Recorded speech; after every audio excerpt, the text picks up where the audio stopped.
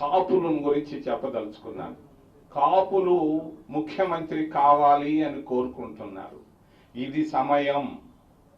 కాపు ముఖ్యమంత్రి కావాలంటే ఇది చాలా చాలా చాలా పవిత్రమైనటువంటి సమయం. దీన్ని వేస్ట్ చేయకూడదని తెలియజేస్తూ చిరంజీవి గారిని నేను తిరుపతి అసెంబ్లీ స్థానం నుంచి పోటీ చేయమని నేను ఆయన అడుగుతున్నాను మీ ద్వారా.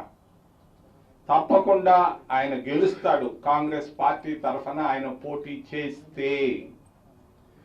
పోటీ చేస్తే గెలవడం కనీసం 50,000 ఓట్లు తక్కువ లేకుండా నేను ఇక్కడుండి ఆయన తిరగాల్సిన పని కూడా లేదు. నామినేషన్ వేసి వెళ్ళిపోతే ఆయన గెలవడం ఖాయం.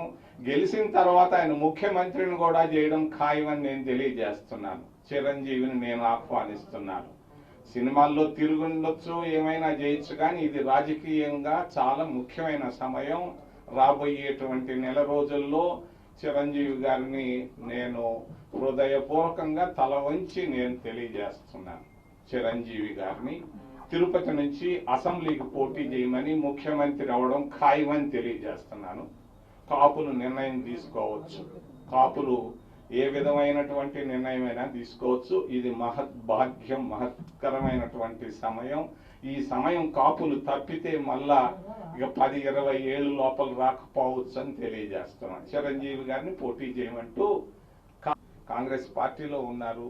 మీ ఇద్దరం కలిసి పోటీ చేశాం. చీ అని చెప్పి ఒక మంత్రాన్ని చేశారు ఆ రోజు. చీ అంటే చిరంజీవి, ఇంకొక చీ అంటే చింతామో. చీచీకి ఓట్లు వేయమని చెప్పి ఇద్దరిని గెలిపించేశారు. మరి ఈరోజు నేను ఇది సరైన సమయం కాపులకి, బలిజలకి నిర్ణయం తీసుకునేదానికి. ఇంతకంటే మహద్భాగ్యం మళ్ళా రావచ్చు. ఇది సరైన సమయం కాపు ముఖ్యమంత్రి అయ్యేదానికి. అందుకే చిరంజీవి గారు కాపు ఆ సామాజిక వర్గం కాబట్టి నేను ఆహ్వానిస్తున్నాను, హృదయపూర్వకంగా ఆహ్వానిస్తున్నాను. ఆయన అవుననొచ్చు, కాదనొచ్చు, ఆయన ఇష్టం. బంతిని ఆయన కోర్టులో పెట్టారు.